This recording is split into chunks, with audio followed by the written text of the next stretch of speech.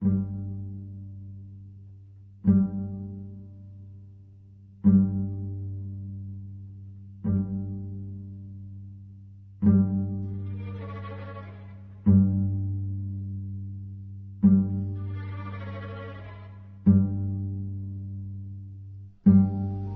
upon a time, there was a little girl. No, that isn't right. You see, it wasn't just any time, and this wasn't just any little girl. This story is about Emmeline, and it all happened a long time ago in a town that doesn't exist. At least, not anymore. Emmeline was 3, the only child of a curator and a soprano. She had everything a child could want, but there was one problem. Emmeline had been forgotten by absolutely everyone. Mummy and Daddy were always preoccupied with the business of the day. The servants complained that she was underfoot. Even the postman, who brought letters that often made Daddy frown, never brought any letters for little Emmeline. There were no hugs, no bedtime stories, only a growing mountain of cold, lifeless toys who could not scare away closet monsters or admire her drawings, or more importantly, love her back. Emmeline tried her best to be a good little girl. Then she tried very hard to be a not-so-good little girl. Either way, no one was paying attention. There was nothing she could do. One night, Emmeline peeked out of her bedroom window and saw a beautiful star.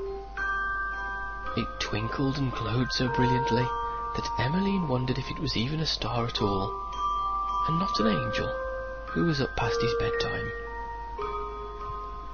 She remembered a rhyme about such stars and how they could grant wishes, and if anybody had a wish, it was Emmeline.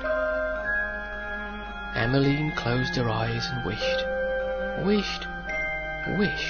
with all her might. She wished for a friend who could play with her and help her reach tall things, and protect her from the creatures in the shadows and never, ever leave. Stars don't grant wishes for everyone, mind you, but few children have ever wished for anything so dearly as little Emmeline. "Please," she begged, "please." And at the exact stroke of midnight, or perhaps a few seconds before, depending upon the clock, Emmeline's wish came true. Oh, he was a delightful friend. They drew pretty pictures together and made up stories. They even had tea parties and built pillow forts.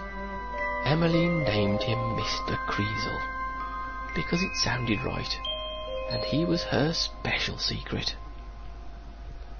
Mr. Creasel was great fun for a while, but after a time it seemed there was something missing.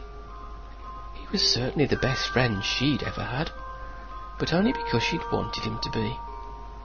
He did everything she asked, but nothing more. He couldn't even love her on his own. This thought made Emmeline very sad. Then came the sound of cheering from the parlour, and soon after, the news. "Oh, isn't it wonderful, Emmeline?" said one of the maids, who never usually said anything to her. "Your mother is going to have a baby. You'll have a baby sister one day. Won't that be nice?" With that, the maid was gone as quickly as she'd come. Emmeline turned to Mr. Creasel, who, after considering the proper response, chose to frown. No, this was not wonderful. Not at all.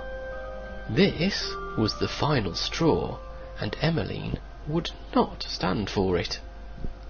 With her fists clenched at her sides, and her face scarlet with rage, she opened her mouth and screamed. How dare they replace her with a new child? How dare they love another little girl? Emmeline screamed and screamed and couldn't stop screaming, and as she screamed, Mr. Creasel absorbed her wrath and began to grow. The more Emmeline screamed, the bigger and uglier he became, until he outgrew the entire house. With a terrifying roar, Mr. Creasle carried out the revenge Emmeline wanted more than ever. Crack! Went the rest of the house, and everyone inside it. Crash! Went the neighbourhood, whose children never asked to play with Emmeline. On Mr. Creasle stormed, tearing to pieces everyone and everything who'd ever failed his creator. The ice cream truck that never stopped for her, the reverend who chuckled at her prayers, even the postman, all met a swift and terrible demise. Just as Mr. Creasle was running out of things to crush and smash, Emmeline at last stopped screaming. Exhausted and heartbroken, she sat upon what was left of her bedroom floor and cried. Oh, why hadn't anyone loved her? Why did Mummy and Daddy want a new daughter when Emmeline would have done anything, for a simple hug, a kiss on the forehead, even a good scolding? But everyone was gone. Who would love her now? Lighting up the night sky was the very star upon which he'd wished not so very long ago. With a heavy heart, Emmeline looked upon it and made one more request. She closed her eyes and wished with all her might. And at the exact stroke of midnight, or perhaps a few seconds before, Emmeline's wish came true. Like a ghostly light, she began to fade until there was nothing left.